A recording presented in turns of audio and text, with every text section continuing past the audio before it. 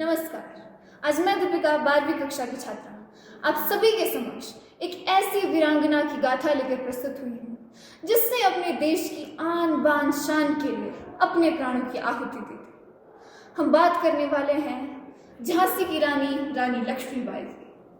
रानी लक्ष्मीबाई का जन्म 18 नवंबर सन 1928 को वाराणसी के एक ब्राह्मण परिवार में हुआ। उनका मूल नाम मणिकर्णिका था, परंतु प्रेम से सभी उन्हें मनु कहकर पुकारते थे। हमारी मनु उस समय की बाकी सभी स्त्रियों से अलग थी। जिस समय में बाकी स्त्रियां गुड्डे गुड़ियों के खेल खेल के चूल्हा चौका संभालती, हमारी मनु को बर्छी, ढाल, कृपाण, कटारी से प्रेम था। घुड़सवारी, तलवारबाजी, युद्ध नीति में तो उन्हें कोई मात दे ही नहीं सकता था।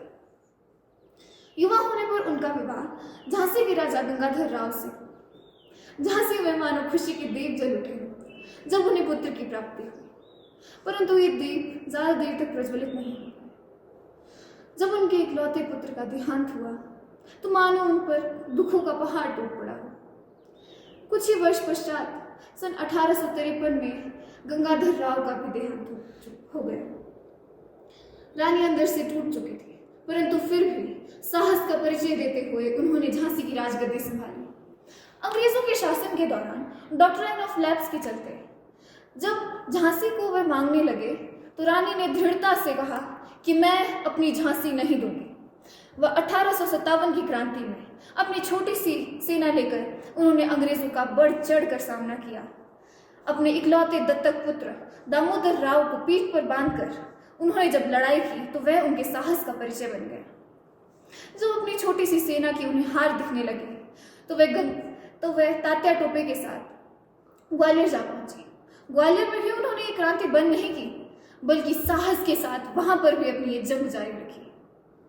अगले वर्ष जब एक युद्ध में वे लड़ाई में बुरी तरह से घायल हो गई, वह उन्हें अपना अंत नजर आने लगा, तो उन्होंने फिर आजादी के परचम लहराने के लिए दृढ़ता का परिचय देते हुए अपनी आखिरी इच्छा जाहिर की कि उनका शरीर अंग्रेजों के हाथ न लगने पाए, जिस पर जल्द ही उनका दाह संस्कार उसी समय तुरंत ही कर दिया गया। झांसी की रानी का ये जीवन नहीं बल्कि एक अविस्मरणीय अध्याय है।